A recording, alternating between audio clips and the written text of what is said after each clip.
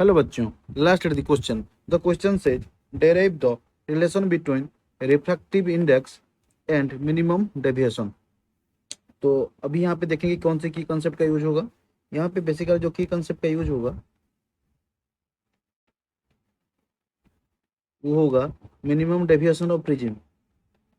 Minimum deviation of prism. ये करने से पहले हम क्या करेंगे, इसका एक ग्राफ के बारे में हम स्टडी करेंगे, इसके बाद हम मेन क्वेश्चन में आएंगे। देखो, ये हमारा ग्राफ है। तो ये ग्राफ किस किस का बीच में है? ये है इंसिडेंट रे का बीच में, इंसिडेंट, और ये है एक डेल। ठीक है, जो डेविएशन होता है इसके बीच में। देखो क्या होता है, जब प्रिज्म का हम इंसिडेंट रे को बढ़ाते जाएंगे तो क्या होता है, डेल घटता जाएगा। जैसे कि मान लो ये मेरा पहला पॉइंट है, इसमें मैं ए पॉइंट देता हूँ, इसको बी पॉइंट देता हूँ और इसको सी पॉइंट देता हूँ। ठीक है, जैसे कि हमने ए पॉइंट को हमने 20 रखा, तो इसका जो डेल का जो पॉइंट आएगा इसमें 1 दे देता हूँ, तो ये ज़्यादा आएगा। और बी का अगर इसका वैल्यू मैंने घटा दिया, तो अब सॉरी बी का वैल्यू बढ़ा दिया, तो ये जो डेल का वैल्यू है ये घट जाएगा। और सी का वैल्यू अगर मैंने बढ़ा दिया तो फिर ये 3 का वैल्यू और घट जाएगा। तो अगर मैं कोई कर्व ड्रॉ करूंगा तो ऐसे कुछ आएगा। ठीक है, ऐसे एक मिनिमम पॉइंट आएगा। तो इसको जो जो पॉइंट आएगा उसको हम क्या बोलेंगे, डेल मिन। लेकिन क्या होता है, जब जो मिनिमम पॉइंट आएगा इससे आगे अगर हम इस आई को घटा देते हैं, तो घटाने से क्या होता है, ये ये फिर बढ़ता है, मतलब डेल बढ़ जाता है। तो इसका स्पेशल जो कंडीशन क्या है, जैसे कि डेल मिन का बाद अगर हमने इंसिडेंट रेट को कम भी किया तो हमारा जो डेल का है वो बढ़ जाएगा। तो इसका मतलब यही है कि जो घटेगा, मतलब मान लो ये अगर हमारा डेल मिन 10 है तो 10 ही होगा, 10 से कम नहीं हो सकता। ठीक है, तो इसमें क्या कंडीशन होता है, यहाँ पे हमारा ये हो जाता है कि जो जैसे कि हमारा इंसिडेंट रे है, जैसे I1, इस जगह पे क्या होगा हमारा, ये जो सी पॉइंट, जैसे कि हमने इसमें अगर हमने जो 3 है उसको हमने डेल मीन मान लिया।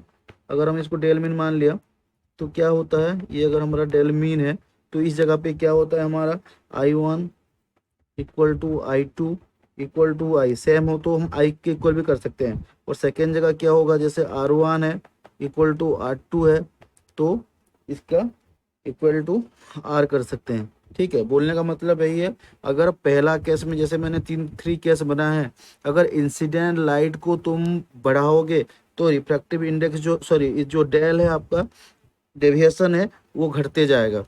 ठीक, तो अभी हम आगे जाते हैं। जैसे प्रिज्म में, जैसे हम एक प्रिज्म ड्रॉ करते हैं, तो ये हमारा मान लो प्रिज्म है,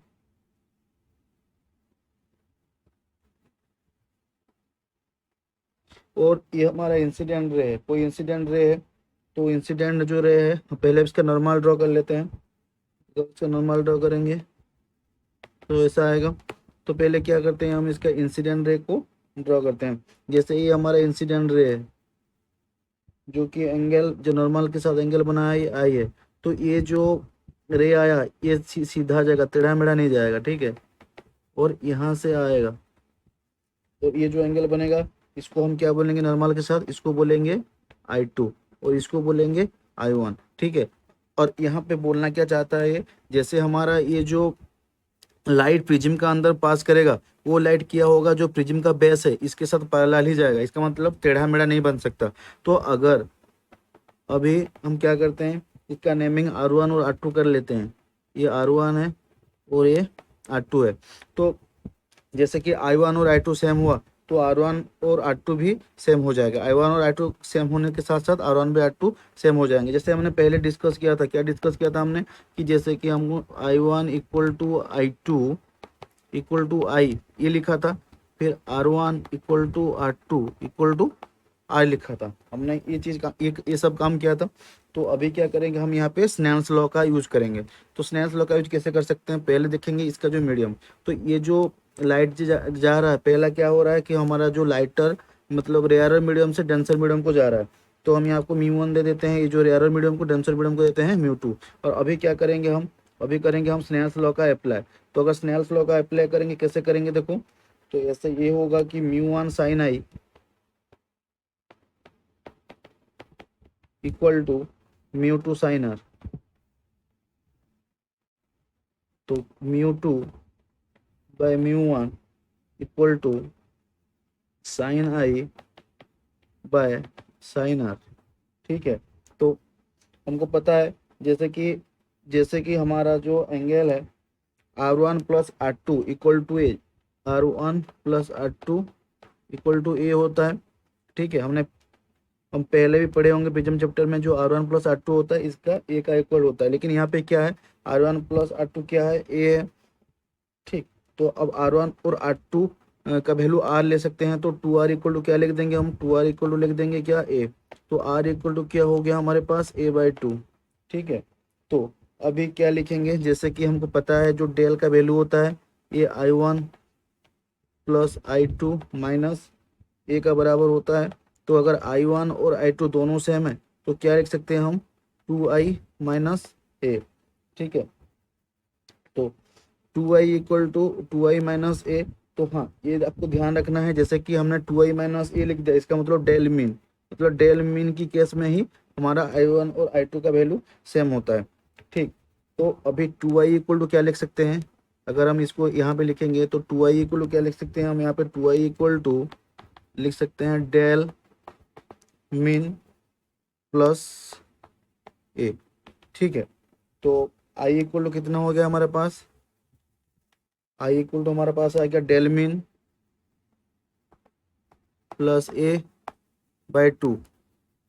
अभी हम क्या करेंगे, जैसे कि mu two by mu one का वैल्यू को हमको पुट करना रहेगा, तो हम क्या कैसे पुट करेंगे, देखो जैसे हम पुट करेंगे तो ये क्या हो जाएगा हमारे पास, जैसे mu two by mu one equal to हमने क्या पढ़ा था, sine I by sine r, ये पढ़ा था। तो अभी क्या करेंगे हम, mu two by mu one को क्या लिख सकते हैं, ऐसे भी तो लिख सकते हैं, यहाँ पे हम लिख सकते हैं mu two one, sine i का जो वैल्यू है sine i by sine r होता है, तो साइन आई का जो आई का वैल्यू हमने निकाला क्या, यहाँ पे लिख सकते हैं sign del mean plus A/2, और आर का जो वैल्यू था वो A/2 था, तो हम क्या लिखेंगे, साइन A/2। और ये है हमारा फाइनल फार्मूला। ठीक है, hope you understood it well, best of luck.